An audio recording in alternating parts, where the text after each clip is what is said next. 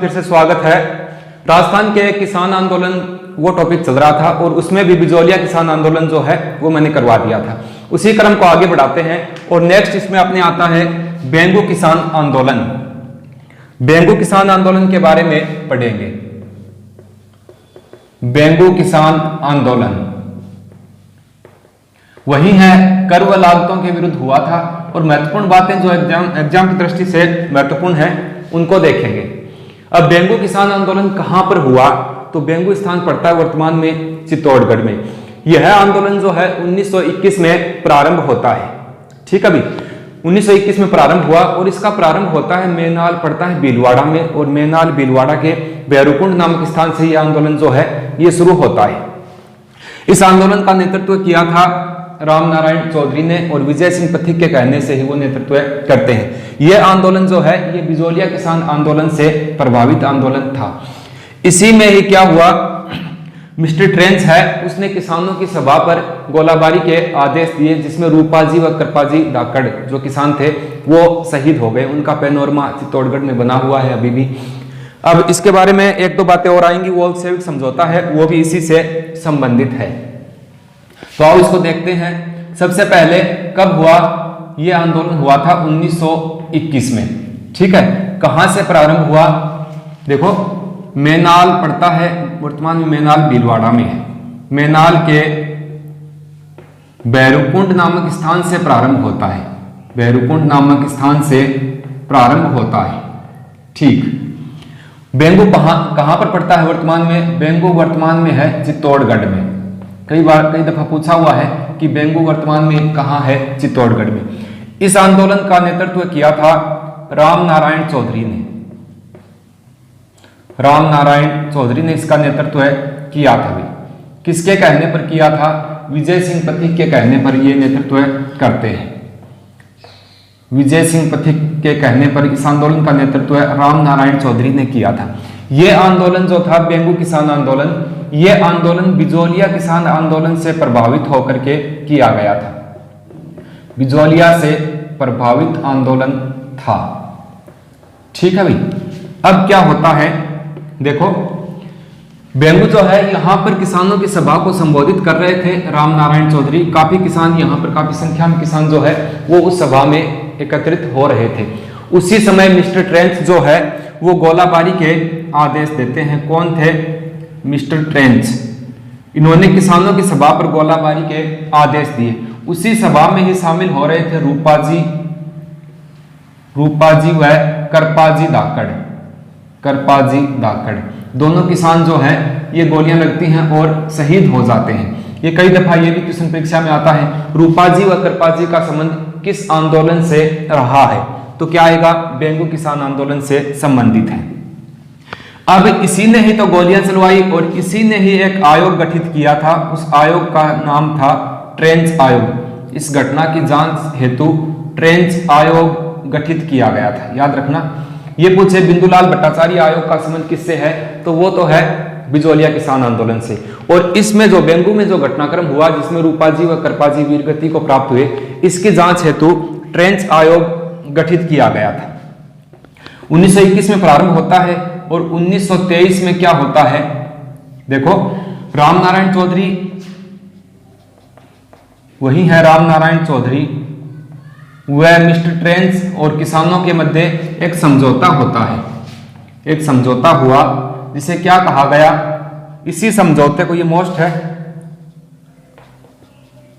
वोल्शेविक समझौता दिया की संज्ञा दी गई थी। वोल्शेविक समझौते की संज्ञा दी गई थी। एक बार पुनः देखो इसी आंदोलन में जो ये घटनाक्रम हुआ, मिस्टर ट्रेंच ने गोलाबारी के आदेश दिए जिसमें रूपाजी व कृपाजी धाकड़ जो है ये शहीद हो जाते हैं। इसी घटना की जांच हेतु ट्रेंच आयोग गठित किया जाता है। तो यहां पर अच्छा प्रश्न बनता है कि ट्रेंच आयोग का संबंध किस किसान आंदोलन से है, तो क्या आएगा, बेंगू किसान आंदोलन से।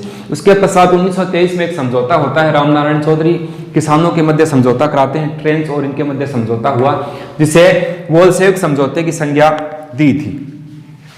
अब वैसे देखें तो वोल्शेविक होता क्या है, देखो ये रूस में जो था ना, रूस सोशल डेमोक्रेटिक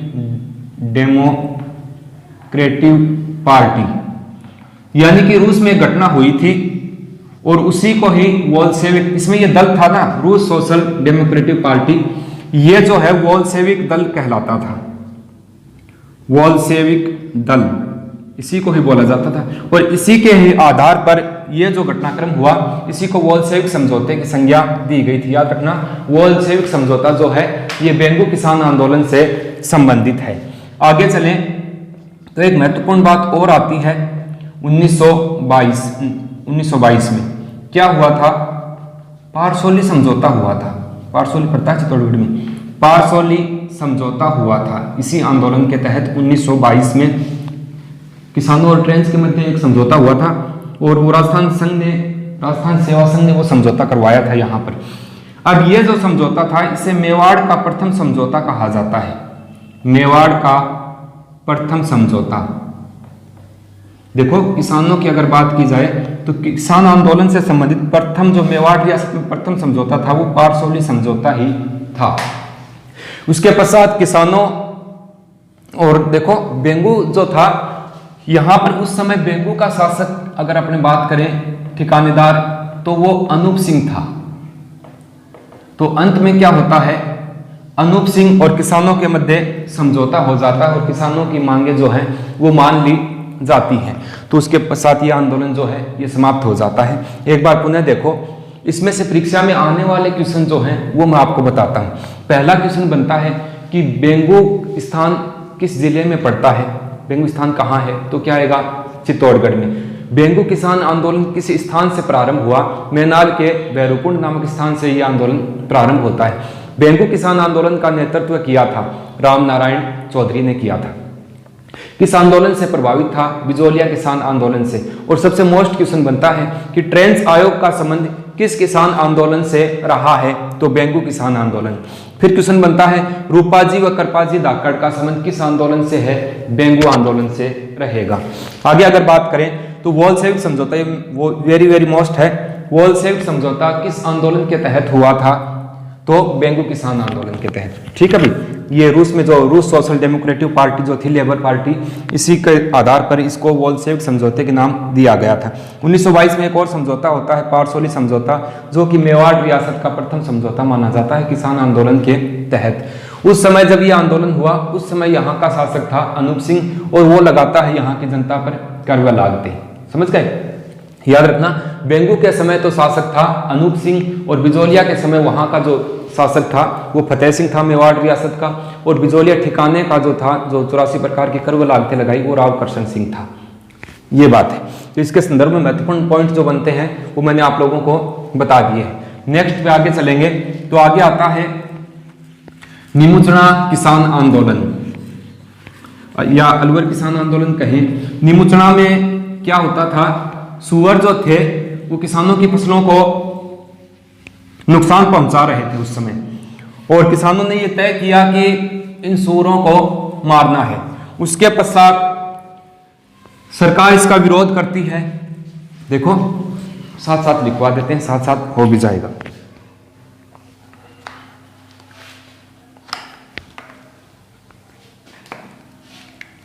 हाँ, निमुचना किसान आंदोलन, निमुचना किसान आंदोलन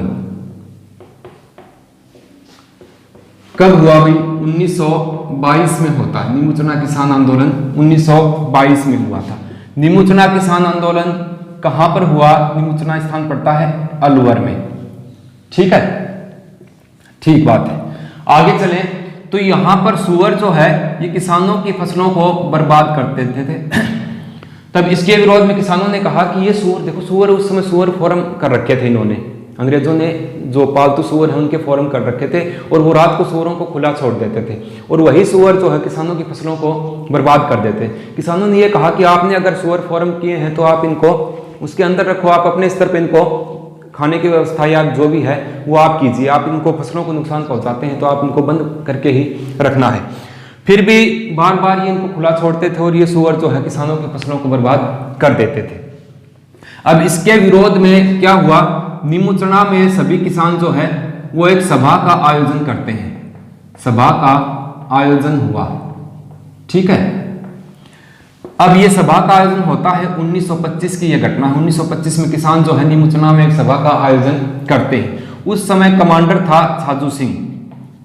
कमांडर छाजू सिंह ने उस समय किसानों पर गोलाबारी के आदेश दिए थे, जिसमें सैकड़ों किसान जो हैं वो मारे गए।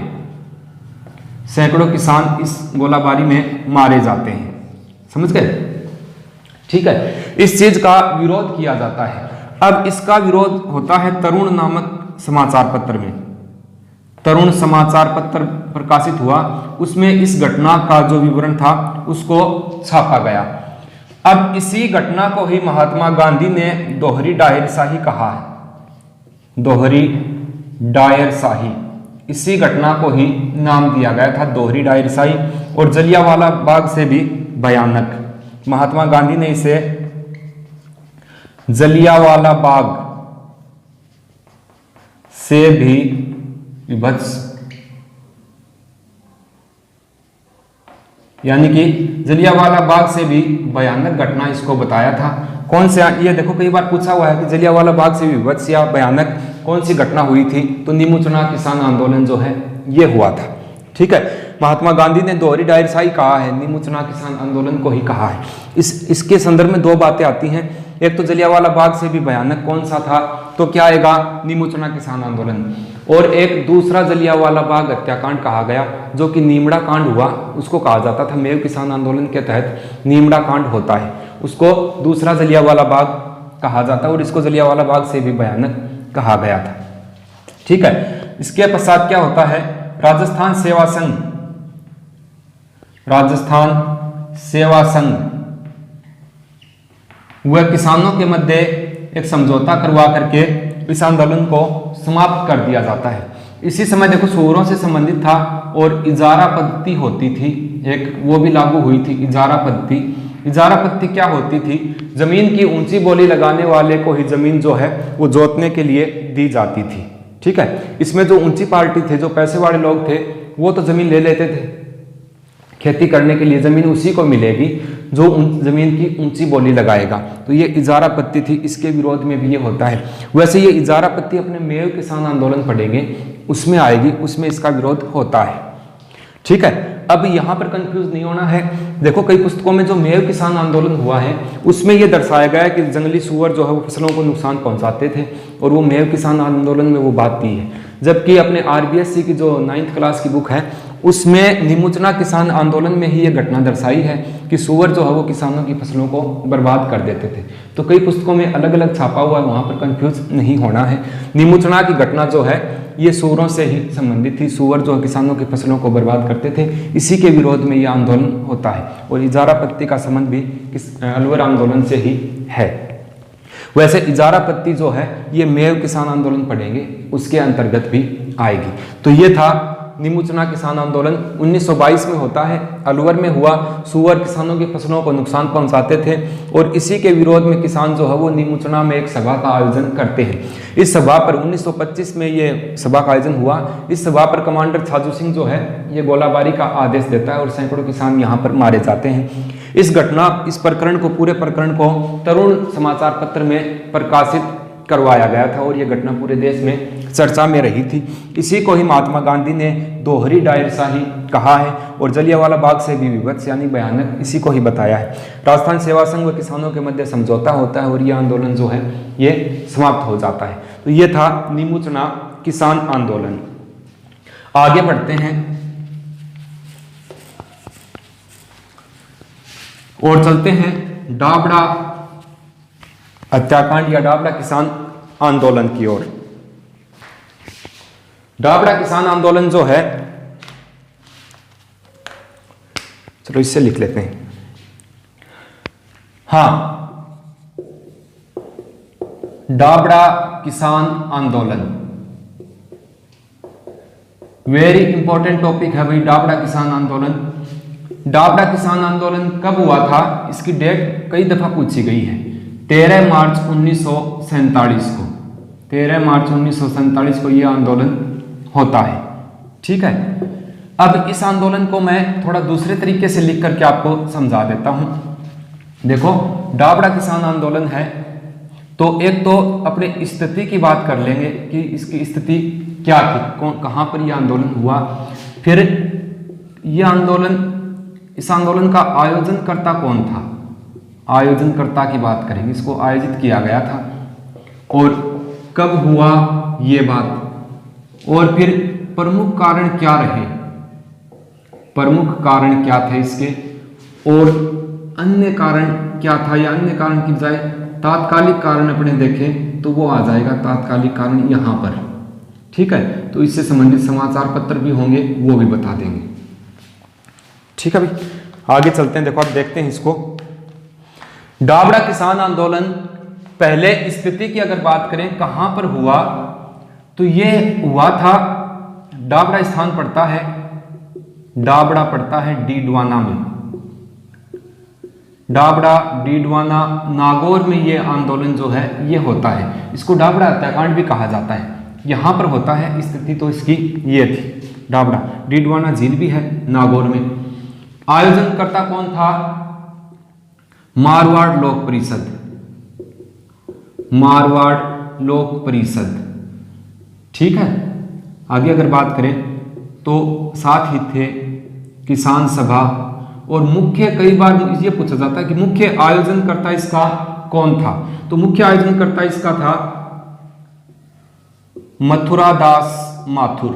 मथुरादास माथुर जो था, इसने इस किसान आंदोलन को, इस सभा को आयोजित करवाया था मथुरादास माथुर ने।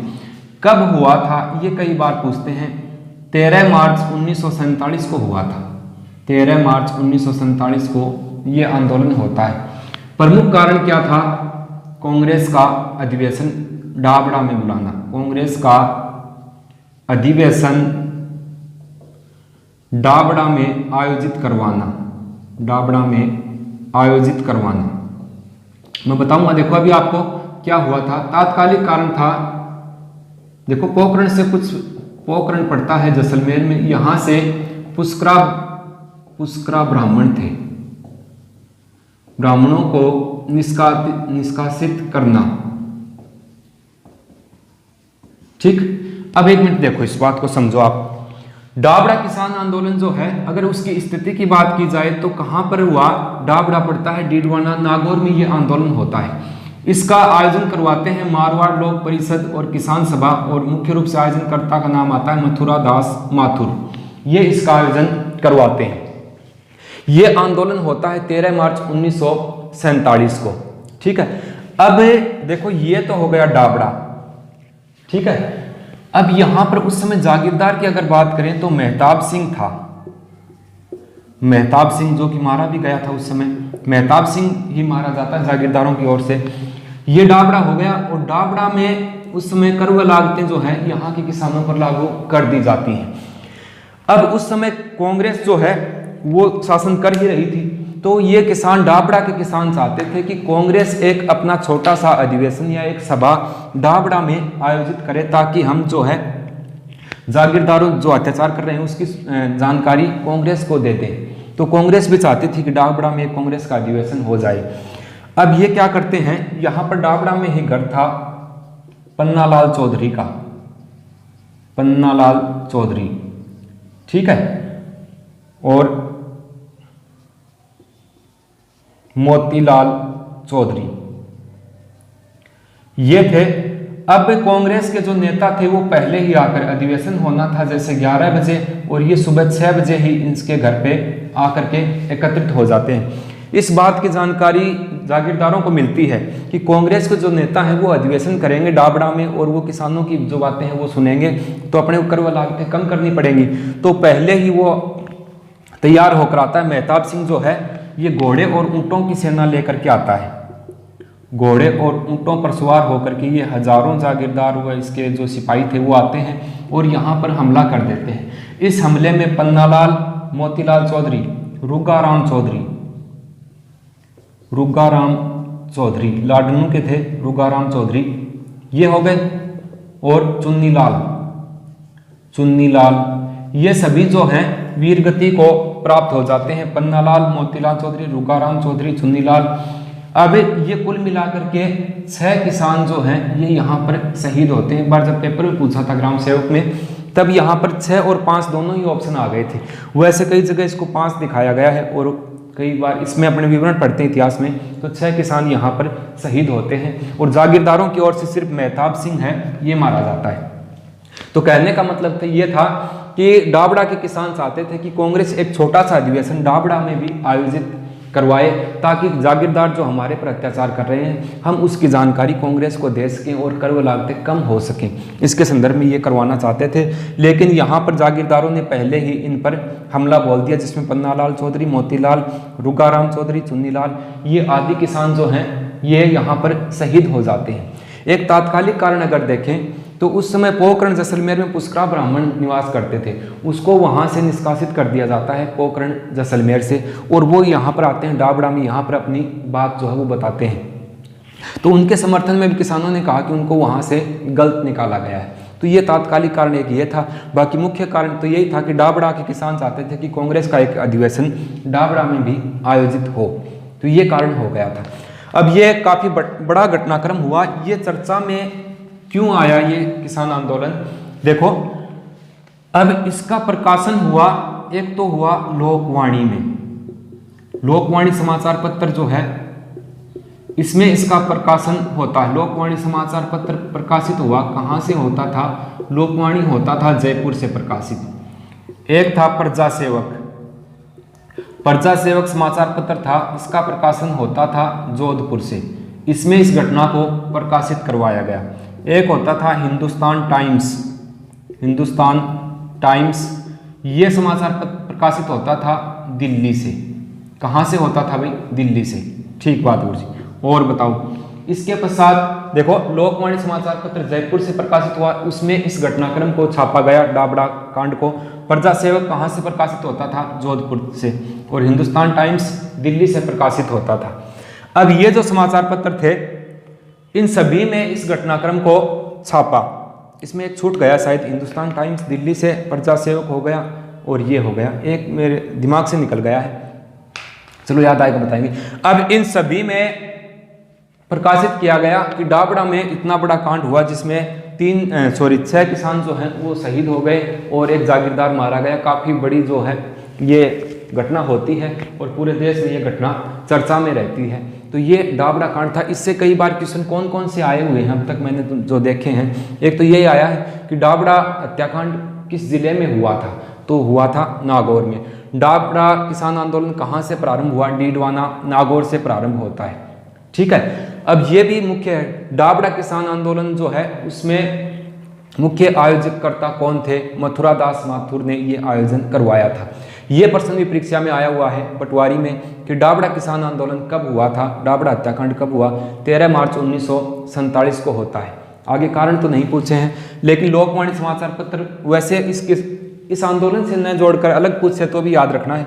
लोकवाणी समाचार पत्र जयपुर से प्रकाशित होता था, प्रजा सेवक जोधपुर से प्रकाशित होता था और हिंदुस्तान टाइम्स दिल्ली से प्रकाशित होने वाला समाचार पत्र था। इन सभी समाचार पत्रों ने इस घटनाक्रम को छापा था और ये घटनाक्रम पूरे भारत में उस समय चर्चा में रहा था।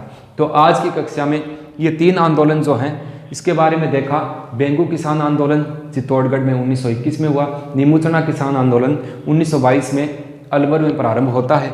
और ये जो किसान आंदोलन है डाबड़ा किसान आंदोलन ये 13 मार्च 1947 को प्रारंभ होता है। तीनों में ही महत्वपूर्ण बातें हैं वो मैंने आप लोगों को बता दी हैं। देखो, बोल्शेविक समझौता बेंगू का है, याद रखना, वो अच्छा प्रश्न बनता है। रूपाजी और करपाजी का संबंध जो है वो भी किसान आंदोलन से है, बेंगू किसान आंदोलन से है।